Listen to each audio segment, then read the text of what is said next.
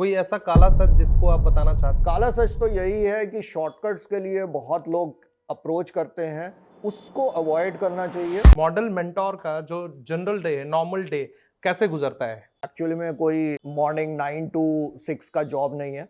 ये एक्चुअली में 24/7/365 डेज का काम है। तो मेन काम यही होता है कि उनको सही तरह गाइड कर सके, जो उनके डाउट्स हैं उनको क्लियर कर सके, उनके मिथ्स को दूर कर सके। क्लाइंट की कोई स्पेसिफिक रिक्वायरमेंट भी होती है कभी-कभी? देखिए, मॉडलिंग के बहुत सारे टाइप्स होते हैं। हर टाइप के हिसाब से उनकी रिक्वायरमेंट भी अलग होती है। कोई भी मॉडल एक अपॉर्चुनिटी में और एक स्कैम में किस तरीके से डिफरेंशिएट करे? फ्रॉड्स होते हैं, ये भी आज की डेट में बहुत इंटेलिजेंट हो गए हैं कि आपको एक बिग ब्रांड का शूट की सिलेक्शन हो गई है, तो आपके पास रेड फ्लैग होना चाहिए कि आपके पास पोर्टफोलियो नहीं है या आपके पास एक्सपीरियंस नहीं है, तब भी आपको एक बिग ब्रांड क्यों सिलेक्ट कर रहा है।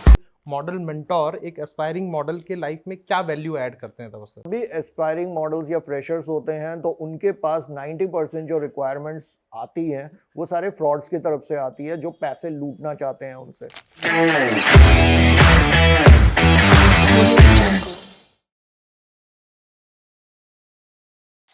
गपशप विद डीसी के एक और रोमांचक एपिसोड में आप सभी का स्वागत है दोस्तों। आज हम मॉडलिंग के बहुत ही ग्लैमरस लेकिन चैलेंजिंग दुनिया में बहुत ही गहराई से उतरने जा रहे हैं, और हमारा मार्गदर्शन करने के लिए एक ऐसे व्यक्तित्व से और कौन बेहतर हो सकता है जिसने अपना सारा जीवन मॉडल्स को, एस्पायरिंग मॉडल्स को मेंटोरशिप देने में व्यतीत किया हो। तो दोस्तों, स्वागत करते हैं हम power house behind the spotless fashion magazine and dreams comes true के फाउंडर मिस्टर तापस दास का। सर, स्वागत है आपका हमारे आज के पॉडकास्ट में।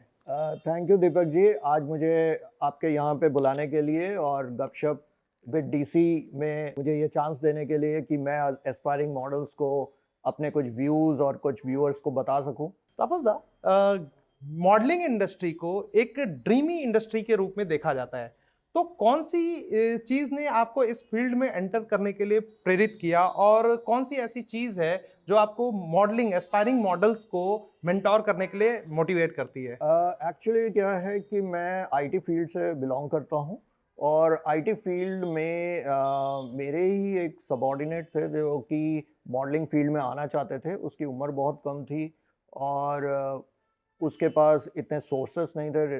वो बहुत फाइनेंशियली वीक बैकग्राउंड से थी। तो उसको मैंने सपोर्ट करना स्टार्ट किया था स्टार्टिंग में। उसका फेसबुक अकाउंट हैंडल करना, उसका मीटिंग्स अरेंज करवाना, ये सब में मैंने उसको सपोर्ट करना शुरू किया था, और वो बहुत सक्सेसफुल हुई थी आगे चल के। और उसके बाद उसने फेमिना मिस इंडिया में भी पार्टिसिपेट किया था और उसके फाइनल्स में भी गई थी। तो उसकी सक्सेस को देखते हुए मैंने डिसाइड किया कि मैं अगर एक के लिए ये कर सकता हूँ तो मुझे औरों के लिए भी करना चाहिए। तो उसके बाद मैंने ये स्टार्ट किया, और फिर मैंने देखा कि एक्चुअली में इस फील्ड में बहुत सारे फ्रेशर्स हैं जो मॉडलिंग तो करना चाहते हैं, लेकिन उनको पता नहीं है कि किस तरह से करना होता है। उनको कोई गाइड करने वाला नहीं है, क्योंकि यहाँ पे इंडिया में कोई ऐसी बुक्स भी नहीं है जिसको पढ़ के आगे मॉडलिंग किया जा सके। जो ट्रेनिंग इंस्टीट्यूट्स है वो भी ज़्यादातर रैंप शोज़ के बारे में ही बताते हैं, किस तरह से वॉक करना है रैंप पे, फैशन शोज़ में किस तरह से करना है। तो मॉडलिंग सिर्फ रैंप शोज़ ही नहीं होते, फैशन शोज़ ही नहीं होते, और भी बहुत सारे टाइप्स के मॉडलिंग हैं। दैट्स वाई मैंने डिसाइड किया कि मैं इनको गाइड करूँगा और इनको मेंटोर करूँगा। इस चीज के बारे में हम और भी जानेंगे। तापस दा, आप मुझे जैसे मॉडलिंग मेंटोरशिप में जब आप आए, वहां से लेके आपने एक डीसीटी मॉडलिंग मैगजीन्स आपने लॉन्च किया, फाउंडर रहे उसके, ये पूरी जर्नी के बारे में आप अगर हमें कुछ बताएं तो मजा आ जाएगा। जैसे मैंने बताया कि बहुत साल पहले मैं जब आईटी फील्ड में था, तो मेरी ही एक सबऑर्डिनेट कंप्यूटर ऑपरेटर थी, और उसको मॉडलिंग करना था, तो उसको मैंने सपोर्ट करना स्टार्ट किया। तो वहाँ से जर्नी स्टार्ट हुई, और उसके बाद मैंने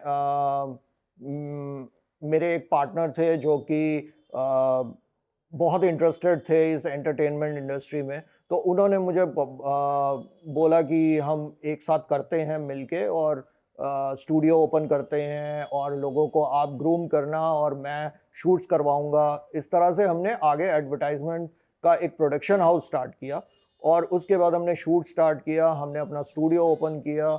उसके बाद हम नए नए मॉडल्स को पोर्टफोलियो बना के देने लगे, फिर एड शूट्स करने लगे। इस तरह से हमारी जर्नी स्टार्ट हुई। उसके बाद मैंने धीरे धीरे करके ग्रूमिंग सेशंस स्टार्ट किए और कई स्टूडियोज़ में मुझे बुलाए जाने लगे ग्रूमिंग करने के लिए, जहाँ पे मैं उनको उनके मॉडल्स को, जो फ्रेशर्स हैं वो उनको सेशंस देता था, लेक्चर्स देता था।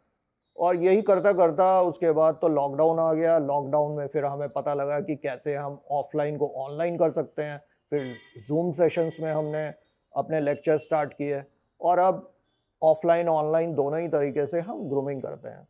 और इसके साथ साथ जो आपने बताया, मेरी एक फैशन मैगजीन है जो मैंने 2013 में स्टार्ट की थी, उसका नाम है स्पॉटलेस फैशन मैगजीन। और मेरी मॉडल मैनेजमेंट का जो नाम है वो डीसीटी मॉडल मैनेजमेंट है, जिसको हम जिसमें ड्रीम्स कम ट्रू के नाम से जानते हैं। हाँ, डीसीटी का फुल फॉर्म है ड्रीम्स कम ट्रू। तो जितने भी फ्रेशर्स हैं उनके ड्रीम्स को पूरा करना ही हमारा काम है, हमारा मेन मोटो ही वही है। That's awesome. तपस्या, आप मुझे ये बताएंगे कि एक मॉडल मेंटोर का जो जनरल डे, नॉर्मल डे कैसे गुजरता है? वेल, जो मेंटरशिप या गाइडेंस का काम है, ये एक्चुअली में कोई मॉर्निंग 9 to 6 का जॉब नहीं है।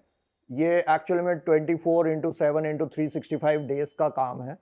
सो हम हर समय एक्टिव रहते हैं और हमारा मेन जो काम होता है वो थ्रू फ़ोन, व्हाट्सएप, मैसेंजर्स, इस तरह की चीज़ों में ही हमारे पास मैसेजेस आते हैं फ्रेशर के। वो अपने क्वेरीज, डाउट्स हमें भेजते हैं।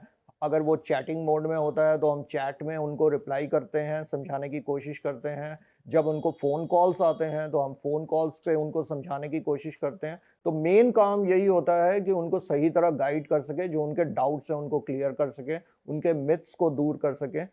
तो उनको इस इंडस्ट्री के बारे में एक्चुअल फैक्ट्स देना ही हमारा काम होता है। तो काफी मतलब एंगेजिंग डे रहता है पूरा। अगर नॉर्मल डे यस, में की भी बात करूं तो एंगेज रहता है हाँ, एक तरह से। भले ही वो 9 to 5 का जॉब ना हो, लेकिन एंगेज रहता है एक तरह से। Yes, yes. तो ताबा सर, मुझे एक बात बताइए कि जो मॉडल्स को मॉडलिंग असाइनमेंट जो प्रोवाइड किया जाता है या कास्टिंग की जाती है, वो किस तरीके से कास्ट किया जाता है, या फिर क्लाइंट की कोई स्पेसिफिक रिक्वायरमेंट भी होती है कभी कभी? देखिए, मॉडलिंग के बहुत सारे टाइप्स होते हैं। हर टाइप के हिसाब से उनकी रिक्वायरमेंट भी अलग होती है और ब्रांड्स के हिसाब से उनकी अपने प्रोजेक्ट की जो थीम होती है उसके बेस पे, शूट के थीम के बेस पे रिक्वायरमेंट्स अलग होती है। कहीं पे हाइटेड मॉडल्स की कहीं ज़रूरत होती है, कहीं पे प्लस साइज मॉडल्स की ज़रूरत होती है, कहीं पे स्किनी मॉडल्स की ज़रूरत होती है, कहीं पे डार्क मॉडल की ज़रूरत होती है, कहीं पे फेयर मॉडल की ज़रूरत होती है।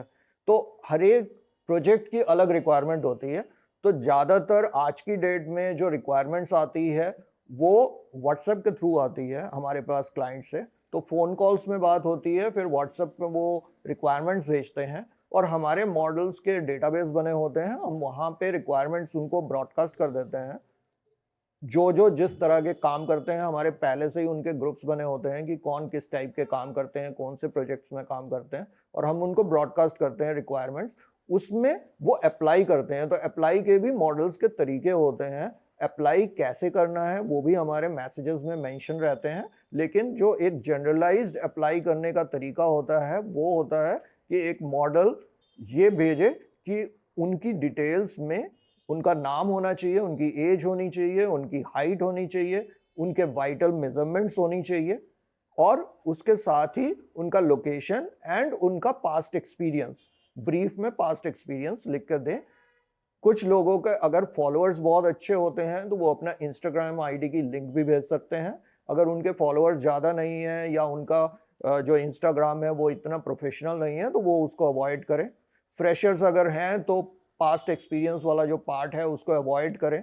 तो इस तरह की चीज़ों के साथ आपका प्रोफेशनल जो पोर्टफोलियो होता है उसकी पिक्चर्स भेजनी पड़ती है। लेकिन देखना ये पड़ता है कि रिक्वायरमेंट किस तरह के शूट की है। जिस तरह के लुक्स की रिक्वायरमेंट आई है उसी तरह के अगर आप शूट की पिक्चर्स भेजेंगे तो आपके सिलेक्शन के चांसेस ज़्यादा बढ़ जाते हैं।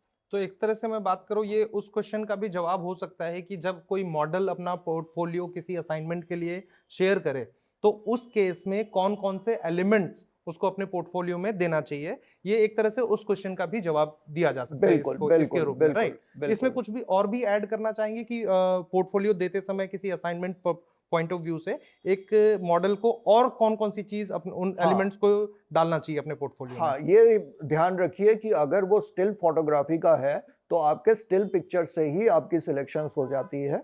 लेकिन अगर वो वीडियो रिलेटेड कोई शूट है, जैसे कि डिजिटल एड्स हुए, म्यूजिक वीडियो हुआ, या कोई और तरह के वीडियो इंटरव्यूज का कोई एड शूट हुआ, अगर इस तरह की एंकरिंग का हुआ, इस तरह की हुआ, तो आपको एक वीडियो इंट्रोडक्शन भी भेजना चाहिए साथ में।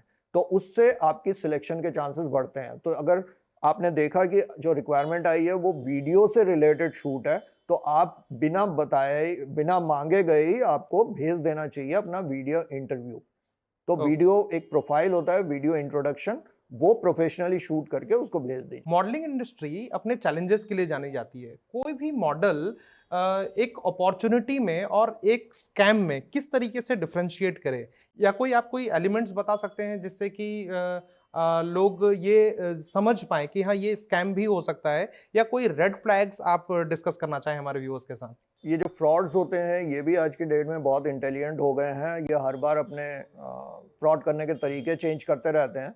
लेकिन 90% फ्रॉड्स जो होते हैं वो इंडस्ट्री के होते नहीं हैं, इसलिए इंडस्ट्री के निटी-ग्रिटीज़ वो जानते नहीं हैं। तो इसलिए वो पोस्ट जो करते हैं वो इस तरह के पोस्ट होते हैं कि हम लोग तो बहुत ईज़िली डिटेक्ट कर लेते हैं कि ये फ्रॉड है। और उसके तरीके ये होते हैं, एक मॉडल को, फ्रेशर को क्या देखना चाहिए, वो है कि उनको पहले मार्केट समझना चाहिए कि जिस सिटी के मार्केट में है वो, उस सिटी का आजकल रेट्स क्या चल रहा है शूट्स के।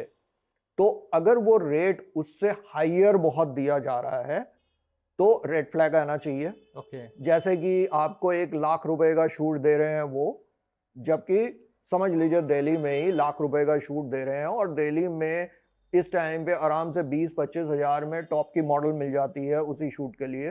तो एक फ्रेशर को वो ₹1,00,000 क्यों दे रहे हैं? तो रेड फ्लैग आ जाना चाहिए। या आपको वो बोले कि आपको एक बिग ब्रांड का शूट की सिलेक्शन हो गई है, तो आपके पास रेड फ्लैग होना चाहिए कि आपके पास पोर्टफोलियो नहीं है या आपके पास एक्सपीरियंस नहीं है, तब भी आपको एक बिग ब्रांड क्यों सिलेक्ट कर रहा है, इतने सारे एक्सपीरियंस मॉडल होते हुए।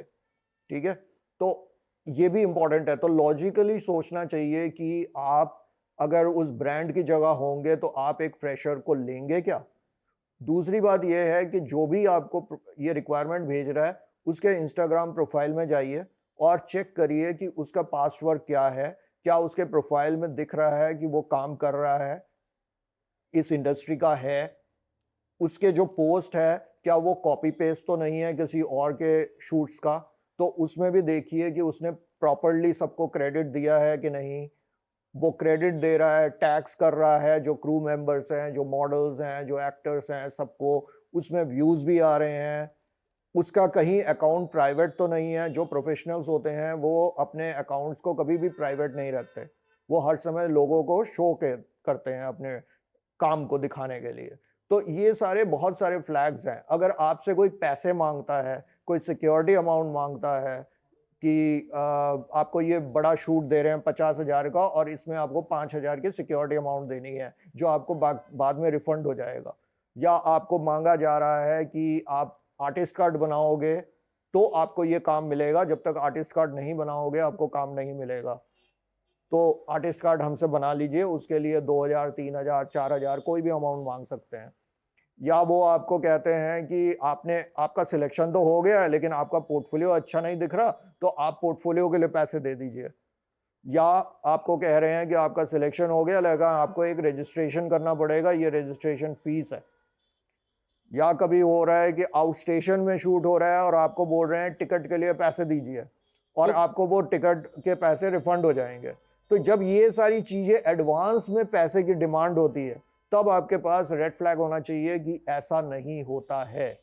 शूट में या तो आप कोलैबोरेशन में नॉन पेड कोलैबोरेशन शूट्स करेंगे या फिर आपको पेमेंट मिलेगी, आप पैसे दोगे नहीं किसी को।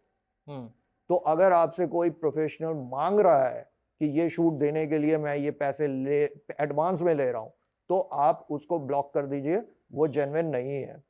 पैसे लिए जाते हैं एजेंसीज, कास्टिंग एजेंट्स जो होते हैं या मॉडल कोऑर्डिनेटर्स होते हैं, वो अपना कमीशन चार्ज करते हैं, लेकिन वो कमीशन होता है जब आपको पैसे मिल जाते हैं, शूट कंप्लीट हो जाता है, पैसे मिल जाते हैं तब उस पैसे का परसेंटेज डिवाइड होता है, पहले से ही एडवांस में कभी नहीं होता। अगर पहले से कुछ होता है तो वो फ्रॉड है।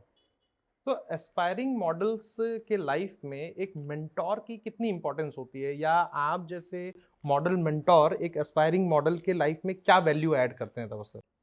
देखिए, मेंटोर का एक्चुअली में काम होता है कि वो सही तरह गाइड कर सके जो स्टूडेंट है उसको कि क्या सही है क्या गलत है। तो एस्पायरिंग मॉडल्स जो होते हैं या जो स्ट्रगलर्स होते हैं, जो न्यू कमर फ्रेशर्स होते हैं, एंट्री करे हैं, उनके लिए प्रॉब्लम ये होती है कि ना वो किसी को इंडस्ट्री में जानते हैं, ना उनका नेटवर्क बना हुआ है, तो उनको काम कैसे मिले।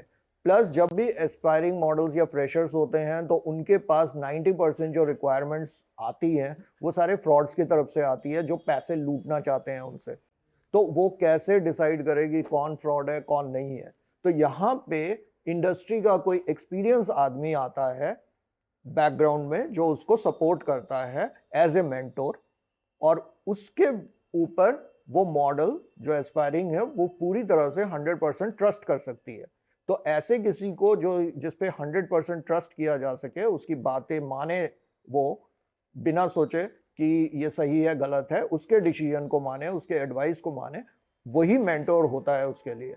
तो मेंटोर होना बहुत जरूरी है हर एक मॉडल के लिए। आप इंडस्ट्री में काफ़ी सालों से हैं और काफ़ी सारे मॉडल्स को आपने मेंटोरशिप दी है, अपनी बहुत इंपॉर्टेंट मेंटोरशिप दी है। आप जब आसपास देखते हैं अपने, तो कई ऐसे एस्पायरिंग मॉडल्स होंगे जो बहुत सारी गलतियां करते हैं, तो ऐसी कौन सी गलतियां हैं और वो करते हुए आप देखते हैं उनको, और उन गलतियों को करने से कैसे बचा जा सकता है? आप हमारे व्यूअर्स को बताना चाहेंगे प्लीज? जो गलती होती है वो एक ही चीज से होती है, वो होता है लालच। तो मॉडल्स के अंदर अगर लालच हो कि मुझे तो एक ही दिन में फेम पाना है, पहले ही दिन से मैंने पोर्टफोलियो किया और पहले दिन से मुझे बड़े बड़े ब्रांड्स के शूट मिलेंगे और अर्निंग होगी, ये जो लालच होता है उनके दिमाग में, यही उनको फ्रॉड्स के पास फंसाता है। तो ये लालच से दूर रहना चाहिए। हर एक को याद रखना चाहिए कि कोई भी बड़ी से बड़ी फेमस चीज एक दिन में नहीं बनी है, या कोई भी मॉडल्स या एक्टर्स एक दिन में वहां पे नहीं पहुंचे हैं, उनको टाइम लगा है। तो हर एक को अपने भी कैरियर में टाइम देना चाहिए कि वो कैसे धीरे धीरे स्टेप बाय स्टेप ऊपर जाए। छलांग लगा के एक बार में ऊपर जाना चाहेंगे तो बहुत बुरी तरह गिरते हैं और उसके बाद इंडस्ट्री को छोड़ के जाना पड़ता है। ये काफ़ी अच्छी आपने एक बात बताई कि किस तरीके से गलतियों से बचा जा सकता है, छोटे-छोटे लालचों में नहीं पड़ना चाहिए जो भी एस्पायरिंग मॉडल्स हैं। सर, आप काफ़ी सारे जिन लोगों को आपने मेंटोरशिप दी है, उसमें से कोई एक ऐसा 1 या 2 कोई सक्सेस स्टोरी आप बता सकते हैं जो जो आपका मोटो है, एक ड्रीम कम्स ट्रू। तो किसी भी ऐसे मॉडल का या एस्पायरिंग मॉडल का आप सक्सेस स्टोरी हमारे साथ शेयर करना चाहेंगे, जो आपके इस मोटो ड्रीम्स कम ट्रू को डिफाइन करता हो?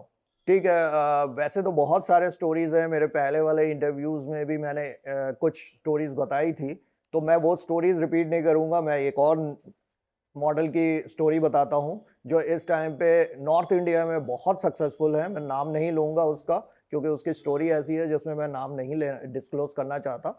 बट वो उस मॉडल को मैं मिला था, मतलब उसके साथ मेरा कांटेक्ट हुआ था ड्यूरिंग लॉकडाउन पीरियड कोविड के, और उस मॉडल ने कहीं फेसबुक वगैरह या कहीं इंस्टाग्राम में मुझे ढूंढ के निकाला। और उस मॉडल के साथ ये हुआ था कि उसने अपना पोर्टफोलियो करवाया था एक दिल्ली के फोटोग्राफर से, और वो फोटोग्राफर बहुत रिनाउंड फोटोग्राफर है, आज की डेट में भी बहुत फेमस फोटोग्राफर है। और उसने शूट के बाद, उसका पोर्टफोलियो बनाने के बाद, जब उसने उससे काम मांगना शुरू किया तो उसने बोला कि आपको तब तक काम नहीं मिलेगा जब तक कि आप मेरे साथ फ्रेंडशिप नहीं कर लोगे। तो और इस इंडस्ट्री में ये बहुत ज़रूरी होता है, उसने यही बताया। तो और वो लड़की ये सब नहीं करना चाहती थी, वो कोई भी शॉर्टकट करके आगे नहीं बढ़ना चाहती थी। तो उसने धीरे धीरे ये सोच लिया कि मैं फिर इंडस्ट्री छोड़ देती हूँ। और उस फोटोग्राफर ने उसको धमकी भी दी कि मैं तुम्हें ब्लैकलिस्ट कर दूंगा और आप इंडिया में कहीं भी काम नहीं कर पाओगे मॉडलिंग में, जब उसने उसको रिफ्यूज़ किया इसके लिए। तो उसने यही सोच लिया कि जब इंडस्ट्री के इतने बड़े फोटोग्राफर मुझे मना कर रहे हैं और मुझे ब्लैकलिस्ट कर देंगे तो मैं इंडस्ट्री में सरवाइव नहीं कर सकती, तो मैं छोड़ देती हूँ ये इंडस्ट्री और मेरा ड्रीम जो है मॉडलिंग का वो मैं छोड़ देती हूँ। तो जब उसने ये डिसाइड कर लिया तो लास्ट में उसने कहीं एक कोई पोस्ट देख लिया मेरा मेंटोरशिप का, और उसमें उसने ये देखा कि मैं फ्री मेंटोरशिप देता हूँ, एडवाइजेस देता हूँ। तो उसने एक बार चांस लेके मुझे कांटेक्ट किया, मुझे फ़ोन कॉल किया और मेरे साथ बात की। तो और मुझे उसने अपनी स्टोरी बताई। जब मैंने उसकी स्टोरी सुनी तो मैंने उसको कहा कि आप जैसा काम करना चाहते हैं वैसे कर सकते हैं। तो मैं आपको एक चैलेंज देता हूँ, ये चैलेंज हम दोनों के लिए है कि हम एक दूसरे के साथ मिलके काम करेंगे। मैं आपकी प्रमोशन करूँगा, मेंटरशिप करूँगा और आप काम करो जैसा-जैसा मैं एडवाइस देता हूँ। और हम एक दूसरे को चैलेंज देते हैं कि हम उस फोटोग्राफर को दिखाएँगे कि उसकी धमकियों के अलावा भी हम लोग एक मॉडल सक्सेसफुल हो सकती है बिना फ्रेंडशिप किए और क्लीन काम करके, बिना शॉर्टकट अपनाए। बिना शॉर्टकट। तो ये हमने चैलेंज लिया दोनों ने, और उसके बाद कोविड का जो लॉकडाउन पीरियड था उसमें मैं उसको गाइड करता रहा, उसको मोटिवेट करता रहा। उसको मैंने मोबाइल से शूट करना सिखाया, घर पे खुद अपना मेकअप करना बताया, और वो रोज प्रैक्टिस करती थी मोबाइल से ही अपना शूट कर करके और उसकी प्रमोशन करके। तो जब तक अनलॉक का टाइम आया तब तक उसका इंस्टाग्राम प्रोफाइल उसी के अपने फोटोग्राफ से बहुत ज़्यादा रीच मिल गई। पॉपुलर हो चुका था। उसके बाद जैसे ही अनलॉक हुआ, उसके बाद उसने धीरे-धीरे मेकअप आर्टिस्टों के साथ कोलैबोरेशन करना शुरू किया। मैंने उसको कुछ फोटोग्राफरों के साथ फिक्स करवाया उसके शूट्स, और उसने कई सारे शूट्स किए। और धीरे-धीरे, धीरे-धीरे आज की डेट में नॉर्थ इंडिया के जितने भी फैशन वीक्स होते हैं वहाँ वो एज ए रनवे मॉडल जाती है, शो स्टॉपर्स जाती है। जितने भी बड़े-बड़े एक्सपोज होते हैं वहाँ पे वो करती है, जैसे ऑटो एक्सपो में हर साल वो जाती है। जितने आज की डेट में वो कई सारे ब्यूटी कॉन्टेस्ट में एज ए जज जा चुकी है। तो काफ़ी फेमस जितने भी बड़े ब्रांड्स हैं उसके लिए उसने नॉर्थ इंडिया में काम किया हुआ है। ये बहुत ही इंस्पायरिंग स्टोरी है सर कि किस तरीके से एक मतलब कि अपनी रुकावटों को, और जहाँ पे आप बहुत लेट डाउन हो जाते हो, वहाँ पे अगर आपके जैसा मेंटोर मिल जाए लाइफ में और फिर वो आपके एंथुसियास्ट को और बूस्ट करे और मोटिवेट करे कि हाँ नहीं ये ऐसे ऐसे हर्डल्स आएंगे, ये बहुत इंपॉर्टेंस रखता है। दादा थैंक यू उन सभी मॉडल्स की तरफ से जिन्होंने आपको थैंक यू बोलना चाहा, लेकिन हो सकता है किसी कारणवश नहीं बोल पाए अब तक, और अपने काम में व्यस्त रहने की वजह से भी कई बार ऐसी चीजें छूट जाती है जहां पे हम अपना ग्रेटिट्यूड शो करना भूल जाते हैं या रह जाता है। तो उनके तरफ से मैं आपको ग्रेटिट्यूड शो करता हूं, उनके तरफ से उनको मैं आपको थैंक यू बोलता हूं। इसी थैंक यू। बीच में अगर आप मुझे ये बताएंगे कि अगर कोई मॉडल जो स्ट्रगलिंग मॉडल है, तो उस स्ट्रगलिंग मॉडल को कोई सक्सेस पाने के लिए भले ही ग्रेजुअली सक्सेस हो, तो कौन सा एक छोटा सा एडवाइस देना चाहेंगे आप उस स्ट्रगलिंग मॉडल के लिए? स्ट्रगलिंग मॉडल के लिए तो यही मेरा एडवाइस है कि आप सबसे पहले तो एक इंडस्ट्री के ट्रस्टेड मेंटोर को ढूंढ के निकालिए और उससे एडवाइजेस लीजिए, जिससे कि वो आपके प्रोजेक्ट को समझे, आपके प्रोफाइल को समझ के, आपके इंटरेस्ट को समझ के आपको सही तरह गाइड कर सके और आपको प्रमोट कर सके। तो और धीरे-धीरे आपको टाइम देना पड़ेगा, 6 महीने, 1 साल, और धीरे-धीरे स्टेप बाय स्टेप आप आगे बढ़िए। आप फ्री में शूट करने से कभी मत कतराइए। अगर आपको कोलैबोरेशन शूट्स मिल रहे हैं, अच्छे कॉन्सेप्ट के मिल रहे हैं, आप ज़रूर करिए। बड़े से बड़े जो इस टाइम पे मॉडल्स हैं, एक्टर्स हैं, वो भी कोलैबोरेशन करते हैं अपने फ्री टाइम में, क्योंकि हर एक को कुछ ना कुछ नए चाहिए होते हैं कॉन्सेप्ट्स अपने प्रोफाइल को बिल्डअप करने के लिए। तो ये मार्केटिंग के लिए बहुत ज़रूरी होता है कि आपके पास वैरायटी ऑफ फोटोग्राफ्स हो, वीडियोस हो, जो कि आप अपलोड कर सकें और अपने को प्रमोट कर सकें और इंडस्ट्री को बार-बार दिखा सकें कि आप एग्जिस्ट करते हैं और आपकी स्किल सेट्स क्या हैं। तो ये सारी चीज़ें एक स्ट्रगलिंग मॉडल को करते रहना चाहिए। मॉडलिंग एक ऐसी फील्ड है जिसको बहुत ग्लैमरस माना जाता है, लेकिन पर्दे के पीछे भी बहुत ऐसी चीजें होती हैं जिसके बारे में लोग नहीं जानते। आप उस पे कुछ अपना रोशनी डालना चाहते हैं? देखिए ये जो ग्लैमरस फील्ड है ये आपको स्क्रीन पे दिखाई देता है, मैगजीन्स में, फोटोज़ में, फैशन शोज़ में आपको दिखाई देता है, लेकिन इसके पीछे बहुत बड़ी एक क्रू टीम होती है जो ये सारा कॉन्सेप्ट पहले से डिज़ाइन करती है, और उसमें बहुत सारी स्टडीज़ चलती है। तो इसमें फोटोग्राफर्स होते हैं, मेकअप टीम होती है, इसमें पोस्ट प्रोडक्शन के एडिटर्स होते हैं, तो फैशन स्टाइलिस्ट होते हैं, डिज़ाइनर्स होते हैं, कॉन्सेप्ट क्रिएटर्स होते हैं। तो ये सारी टीम वर्क से काम होता है। मॉडल अकेला कुछ नहीं कर पाता, ये एक टीम होता है, और ये टीम जो होती है ये हर समय बैकग्राउंड में ही रहती है, बैक स्टेज होती है, जो ये सारा काम करके देती है। फ्रंट पे वो मॉडल को ले आते हैं। तो बैकग्राउंड में एक बहुत बड़ी टीम होती है जो ये सारा काम करती है। कोई ऐसा काला सच जिसको आप बताना चाहते हो? काला सच तो यही है कि शॉर्टकट्स के लिए बहुत लोग अप्रोच करते हैं। वो इंडस्ट्री के भी लोग होते हैं, इंडस्ट्री के बाहर के भी लोग होते हैं। तो उसको अवॉइड करना चाहिए, क्योंकि उससे आप शायद एक दो प्रोजेक्ट आपको मिल भी जाए, लेकिन लॉन्ग टर्म में आपकी जो कैरियर ग्राफ है वो गिरेगी ही नीचे। उससे आप ज़्यादा आगे नहीं बढ़ सकते हैं। अगर शॉर्टकट में बात करें तो शॉर्टकट से बचना चाहिए। शॉर्टकट से बचना ही चाहिए। ग्रेट, बहुत अच्छा सेशन रहा है अभी तक का। अब हम अपने बहुत ही एक्साइटिंग सेशन में आ रहे हैं, एक्साइटिंग राउंड में आ रहे हैं, जिसे हम रैपिड फायर के नाम से जानते हैं। तो तापसदा, मैं आप पे क्वेश्चंस का कुछ बौछार करने वाला हूँ। आप आपको बहुत जल्दी जल्दी आंसर देना है उसका, बिना मतलब टाइम गंवाए, और उसको ज्यादा लंबा नहीं करेंगे। हम शॉर्ट में आंसर देंगे, रैपिडली आंसर देंगे। तो इसके लिए सबसे पहले मैं आपसे जानना चाहूंगा, which one is your favorite city in India for modeling purpose? मेरे हिसाब से तो दिल्ली, बिकॉज मैं दिल्ली में ही बेस्ड हूँ। One thing every aspiring model should avoid? मैंने जैसे बोला कि लालच को अवॉइड करना चाहिए। Great, awesome. Spotlight और behind the scenes? Behind the scenes, क्योंकि मैं खुद बिहाइंड द सीन्स रहता हूँ, तो मुझे behind the scenes he better लगता है। बहुत बढ़िया। मॉडलिंग इंडस्ट्री को वन वर्ड में अगर डिफाइन करें, वो तो कौन सा वर्ड होगा? Glamour. That's awesome. Dream assignment, Paris fashion week और मिलान फैशन वीक? दोनों ही नहीं, मेरा अपना फैशन वीक। That's great, ये बहुत ही मोटिवेटिंग था। Your mantra for life in 3 words? Mantra for life, एक तो डिसिप्लिन, पंक्चुअलिटी और down to earth nature. That's awesome. ये डिसिप्लिन और पंचुअलिटी को हम जब देखते हैं तो काफी सारे लोग यहाँ पे मात खा जाते हैं। टाइम दिया, नहीं पहुंचना या लेट से पहुंचना, इस चीज को अगर हम मेंटेन करते हैं तो काफी सारे लोग बोलते हैं इससे आप बहुत आगे जा सकते हैं। That's awesome. Most common myth about modelling you would like to burst? यही कि आप एक ही दिन में फेमस बन सकते हो, या एक ही दिन में आप बहुत बड़े स्टार बन जाओगे। तो ये बहुत बड़ी मिथ है। What's the one thing every model should carry in their bags? Makeup kit, अपने फुटवेयर्स, अपने इनर्स।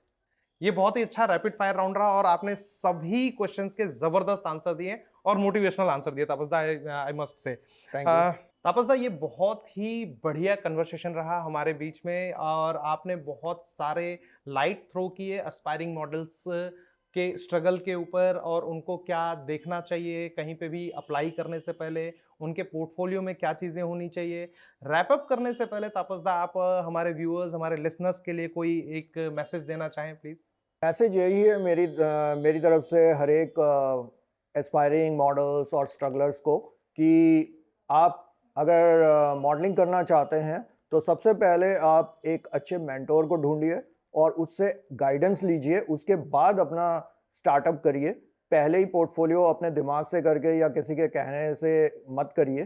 पहले डिसाइड करिए, मेंटोर से डिस्कस करिए, और उसके बाद जैसा वो एडवाइस देते हैं उसके बेसिस पे ही आप आगे बढ़िए। थैंक यू वंस अगेन तापसदा, हमारे श्रोताओं के लिए आपने बहुत सारे इंसाइटफुल मैसेजेस दिए, और हमारे साथ जुड़ने के लिए आपका बहुत बहुत धन्यवाद आज के एपिसोड के लिए। धन्यवाद, थैंक यू। तो guys, this is Deepak Chaudhary signing off from today's podcast Gapshap with DC. And आप लोग जहां रहें खुश रहें, आबाद रहें, जहां रहें जिंदाबाद रहें। जय हिंद, जय भारत।